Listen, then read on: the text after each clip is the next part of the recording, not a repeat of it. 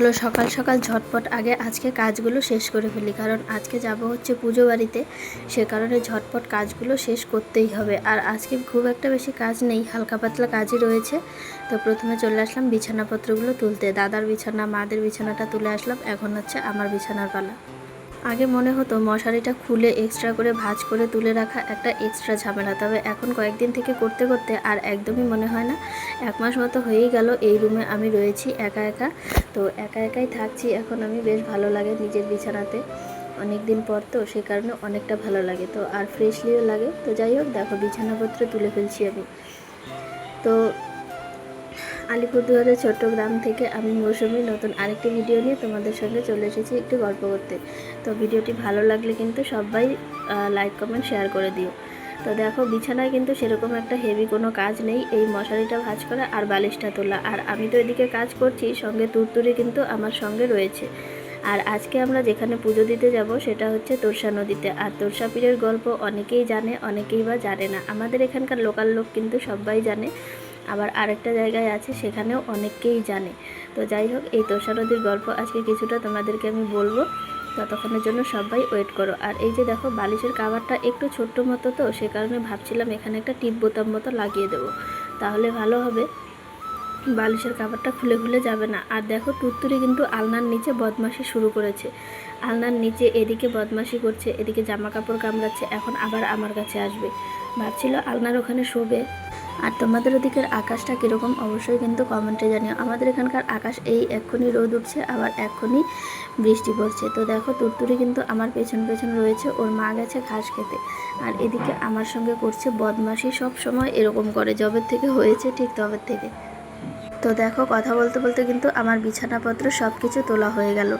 আর আজকের মহাকাণ্ড হয়েছে আরও একখানা, যেটা হচ্ছে আমি পরে বলবো তোমাদেরকে সেই কাণ্ডের কথা। যখন পুজো দিতে গিয়েছিলাম তখনকার কাণ্ড হয়েছে, আর আমি ভয়েস ওভারটা দিচ্ছি কিন্তু পরের দিন সকালবেলা।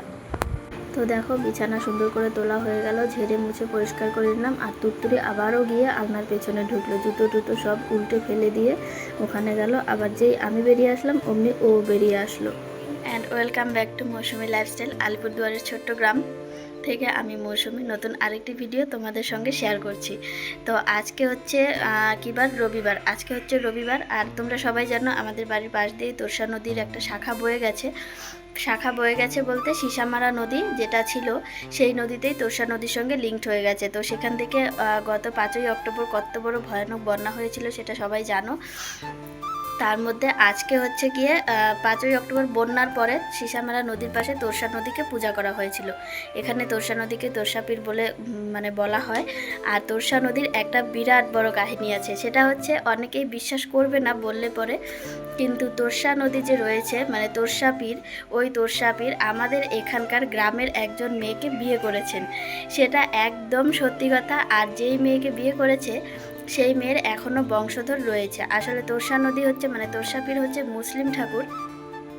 আর এখানে হচ্ছে যে মেয়েটাকে বিয়ে করেছিল সে হচ্ছে ট্রাইবেল কাস্টের, বড়ো কাস্ট যেটাকে বলে, বড়ো। আমাদের বাংলা এদিকের কি বলে, গ্রাম বাংলায় কথিত ভাষায় ওদেরকে বলে হচ্ছে ম্যাচ ভাষা। তো ওই ম্যাচ কাস্টের লোক মেয়েকে বিয়ে করেছে। তো আগে তাদেরকে স্বপ্ন দেখিয়েছিল, তারপর বিয়ে করেছে। তো এই তোরসাতে নয়, যে তোরসা আমাদের এখানে রয়েছে, আগে এই তোরসা নাকি ছিল যে মেয়েটাকে বিয়ে করেছে সেই মেয়েটার বাড়ির পাশ দিয়ে যেত। তো স্বপ্ন দেখানোর পর ওরা স্বইচ্ছায় দেয়নি, তারপর মেয়ে যখন স্নান করতে গিয়েছিল তখন সেখান থেকেই নিয়ে গেছে। তো এটা অনেকেই বিশ্বাস করবে না, আর এটা একদম সত্যি কথা। তো এই কথাটা অনেকেই বিশ্বাস করে না, আমি জানি। আমি মাকে বলেছি তুমি ভিডিওতে বলবা, আমি ভিডিওটা একটু করব, কিন্তু মা বলে যে এই কথা কেউ বিশ্বাস করবে না, শুধু শুধু বলে হাসির পাত্র হওয়ার দরকার নেই। তো যাই হোক, আজকে আমি বলেই দিলাম কথাটা। তবুও আরও অনেকগুলো কাহিনী রয়েছে, শুধু এইটুকুই নয়। আর যে মেয়েটাকে বিয়ে করেছিল তার বাবা নাকি শুধু হাফ প্যান্ট পরে তোরসা নদী পার হয়ে যেত, জলের ওপর দিয়ে হেঁটে, কখনো জলের নিচে ডুবে যেত না। তো এরকম কথিত না, এটা সত্যি কথা। এখানে নাকি আমাদের বাড়ির পাশেই একজন মুসলিম লোক ছিল, তো উনি নাকি এই গল্পটা সবটা জানতেন। আর উনি এই গল্পটা আমাদের মাদেরকে সব সময় শোনাতো, আমাদের বাড়িতে কাজ করতে আসতো ঠিক তখন। তো মা এখনও আমাদেরকে গল্পটা বলে, আমরাও বলি। যে গল্পটা শুনতে ভালো লাগে, তবে আমরা তো নিজের চোখে দেখিনি, তো শুনতেই ভালো লাগে। নিজের চোখে দেখলে হয়তো চোখটা সার্থক হতো যে কোনো তোরসা নদী বা কিছু আমাদের এখানকার মেয়েকে বিয়ে করেছেন। তো যাই হোক, আজকে হচ্ছে সেই তোরসা পীরের আবার পুজো হবে, কারণ কয়েকদিন থেকে জল বাড়ছে আর জল ঢুকছে, তো আজকে হচ্ছে পুজো হবে। মা গেল এখন পুজোর জন্য কিছু দিতে, কলা, তারপর আটা, চিনি, কারণ তোরসা পীরের পুজোয় সিন্নি লাগে, মুসলিম ঠাকুর যেহেতু, তো মুসলিম ঠাকুরে এইসব দিয়ে পুজো করতে হয়। তো নদী যেহেতু তোরসা পীর, তো পুজো তো করতেই হবে, কারণ নদীর জল বারবার ঢুকে যাচ্ছে এইদিকে, সব দিকটা মেন করে তারপর পুজো করতে হবে। তো গোটা গ্রাম একসঙ্গে পুজো করবে আজকে, তো ওখানেই যাব। এখন বাজে 9:30, তো ওখানে যাব। তার আগে ঘর বাড়ির কাজগুলো টপ করে শেষ করে ফেলি, না হলে একদম সময় পাওয়া যাবে না হাতে। তো সবগুলো কাজ এখন শেষ করব। মা গেল তো আটা, বাড়ি থেকে কলা নিয়ে গেছে, দোকান থেকে আটা কিনে দেবে, সাদা আটা, সঙ্গে চিনি, ধূপকাঠি, বাতাসা, যা যা লাগে সব কিছুই দিতে হবে।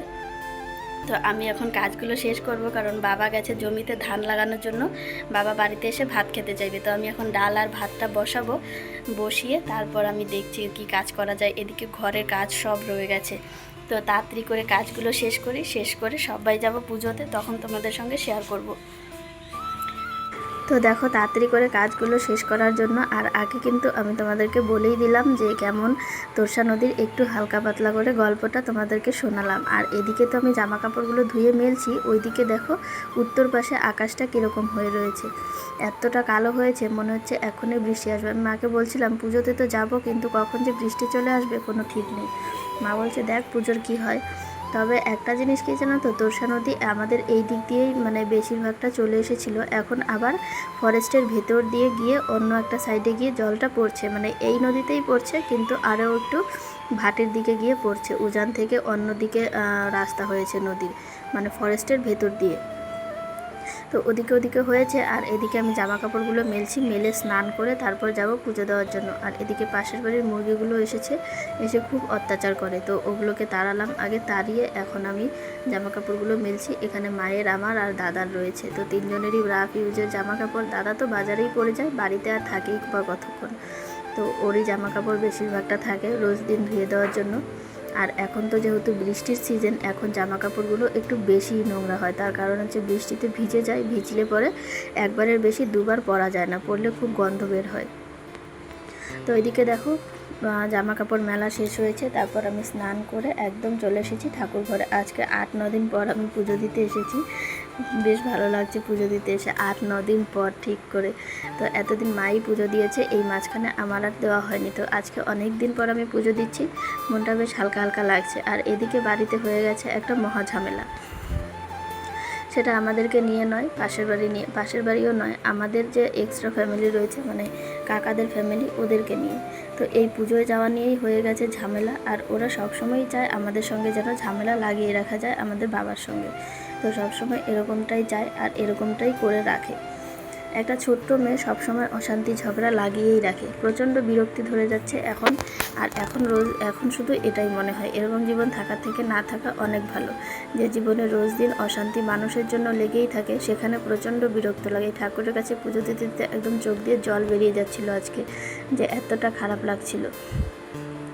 তো দেখো সব কিছু রেডি করে কিন্তু আমি এখন উলু দিচ্ছি, উলু দিয়ে পুজো দিয়ে শেষ করে এখন যাব রেডি হয়ে একটু বেরোতে। যদিও মনটা খুবই খারাপ, তবুও মনটা খারাপ হলেও কিছু করার নেই, এই মন খারাপ নিয়েই যাচ্ছি পুজো দিতে। আর পুজো দিতে গিয়ে জলে পড়ে গেছিলো মোবাইলটা, তো মোবাইলটা খারাপ হয়নি, তবুও কালকে আমাকে ড্রাই করার জন্য পাঠাতে হবে, দেখা যাক কি হয় জানি না। যেটা পড়েছিল সেটা হচ্ছে পুরনো ফোন, তবুও পুরনো ফোন বলে কথা, মায়া তো একটু থাকবেই, তাই না? যতই হোক পুরনোটা, নতুনটা আমার হাতেই রয়েছে, আর পুরনোটা জলে পড়েছে। যখনই বাড়িতে এরকম হয়, বাইরের লোকের জন্য অশান্তি ঝগড়া হয়, ঠিক তখনই আমার সঙ্গে এরকম হয়। তো এই যে যাচ্ছি এই চরটার আগে ওই যে সাইড দিয়ে একটা ছোট্ট নদী মতন যাচ্ছে, ওই জলেই আমার ফোনটা পড়ে গেছিলো। তো এই জলে না, সরি, ডান দিকে একটা ছোট্ট জল রয়েছে, জোয়ারের হালকা জল, একদম ছিপছিপেনো, ওই জলেই ফোনটা পড়ে গেছিলো, আর পড়ে গিয়ে সবটাই ডুবে গেছিলো। তো ডুবে যাবার পর আমি সাথে সাথেই তুলেছি, জানি না ফোনটা কী হবে, ভালো থাকবে নাকি খারাপ থাকবে। তো তার জন্য কালকে আবার পাঠাতে হবে। আর এই দেখো তোরসা নদী, এখান দিয়ে তবুও এখন অল্প জল যাচ্ছে। এই যে যে জায়গাগুলো চরের মধ্যে ভেসে রয়েছে এইগুলো কিন্তু সব ডোবা ছিল। তো এখন যেহেতু জলটা কমেছে সে কারণে কিন্তু বাঁধের কাজটা হালকা করে শুরু হয়েছে। আর এই ফরেস্টের ভেতর দিয়েই ওই দিক দিয়ে জলটা গেছে। আর এই তো তোরসা পীরের পুজো, আমরা আস্তে আস্তে পুজোটা শেষ হয়ে গেছে। এখন শুধু মা তোরসা পীরদের নামে ধূপকাঠি মোমবাতি জ্বালাচ্ছে আর দিচ্ছে গঙ্গাকে তেলপান। তো এই সব কিছু দিয়ে দিল। আর আজকের ভিডিওটা তোমাদের সবার কাছে কেমন লেগেছে অবশ্যই কমেন্টে জানিও। তোমরাও আশীর্বাদ করো, প্রার্থনা করো যেন তোরসা পীর আমাদেরকে ভালো রাখে। ততক্ষণের জন্য সবাইকে টাটা।